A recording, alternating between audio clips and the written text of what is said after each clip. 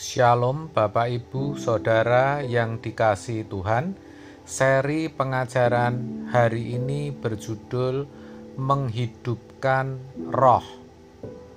Saudara, kalau dikatakan atau tidak tahukah kamu bahwa tubuhmu adalah bait Roh Kudus yang diam di dalam kamu, Roh Kudus yang kamu peroleh dari Allah, dan bahwa kamu bukan milik kamu sendiri. 1 Korintus 6 ayat 19. Itu artinya Roh Kudus itu mendiami tubuh kita, tubuh orang percaya. Tetapi pernahkah kita berpikir, kenapa ya kalau memang Roh Kudus mendiami tubuh orang percaya, kok tidak sedikit orang percaya yang hidupnya masih seperti anak-anak dunia? Bahkan kita jumpai ada malahan yang lebih jelek.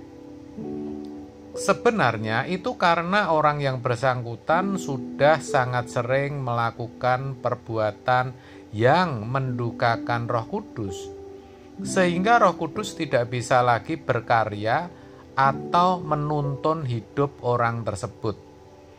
Itulah sebabnya penting bagi setiap kita untuk menghidupkan Roh Kudus yang ada di dalam diri kita itu. Ini tidak mudah dan butuh perjuangan. Caranya bagaimana? Yang pertama, kita harus menghayati keberadaan Roh Kudus dalam diri kita. Ingat saudara, ketika kita bertobat, mengakui bahwa dengan kekuatan kita tidak mampu untuk beroleh selamat, lalu kita menerima Yesus sebagai Tuhan dan Juru Selamat pribadi, mengizinkan Yesus masuk dalam hati kita. Saat itu, secara iman, Roh Kudus dimeteraikan di dalam diri kita.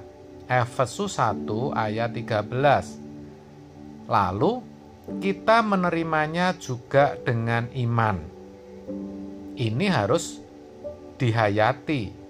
Pertanyaannya, kita menghayati atau tidak saat itu?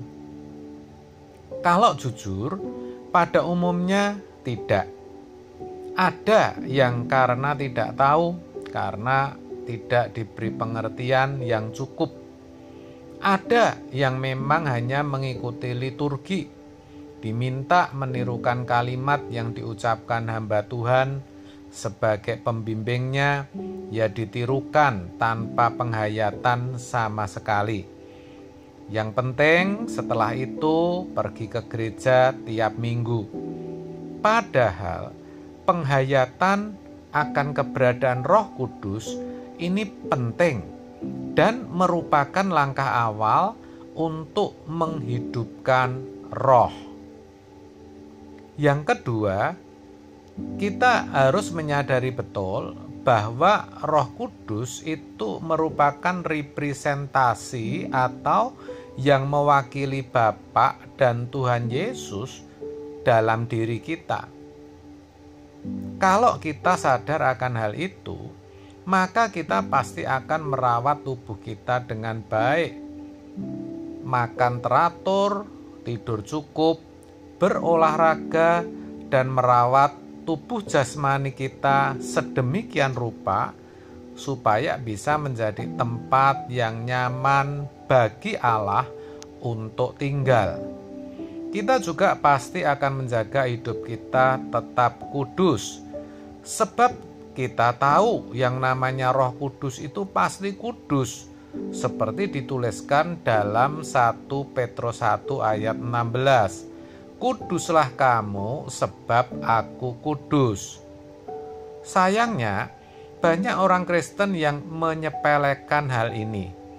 Tubuhnya tidak dirawat dengan baik sehingga sakit-sakitan. Bahkan tidak sedikit yang hidupnya suka-suka, sama sekali tidak menghargai dan menghormati keberadaan Roh Kudus. Orang seperti ini sejatinya telah menjadikan Roh Kudus sedih dan berduka.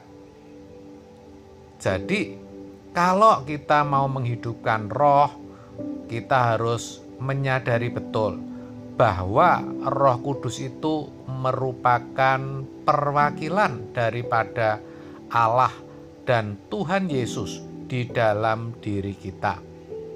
Yang ketiga, kita harus aktif berinteraksi atau berhubungan dengan Dia. Roh Kudus itu pribadi yang hidup. Dia memiliki perasaan dan kehendak. Dia bisa diajak komunikasi. Dia bisa mendengarkan kita, bahkan bisa berbicara kepada kita. Maka jangan didiamkan. Dia diberikan Allah kepada kita tujuannya untuk menuntun kita supaya kita mengerti kebenaran dan kita bisa hidup dalam kehendak Allah. Dalam Yohanes 16 ayat 13 dituliskan demikian. Tetapi apabila Ia datang, yaitu Roh kebenaran, Ia akan memimpin kamu ke dalam seluruh kebenaran. Sebab Ia tidak akan berkata-kata dari dirinya sendiri, tetapi segala sesuatu yang didengarnya, itulah yang akan dikatakannya, dan Ia akan memberitakan kepadamu hal-hal yang akan datang. Lah, kalau kita tidak pernah mengajak Roh Kudus bicara, lama-kelamaan Roh Kudus akan undur. Kalau Roh Kudus undur, tidak ada lagi yang menuntun hidup kita. Hidup kita jadi ngawur dan asal-asalan. Kita akan cenderung berjalan dengan hikmat kita sendiri, dan tanpa sadar kita berjalan menuju kebinasaan. Maka kalau kita mau menghidupkan roh, jalinlah, bangunlah komunikasi dengan Roh Kudus. Dan percayalah, ketika kita mau menghidupkan roh, maka kita pasti bisa hidup dalam roh. Kita pasti tidak akan menuruti keinginan daging, seperti yang dituliskan dalam Galatia 5 ayat 16. Amin. Tuhan Yesus memberkati.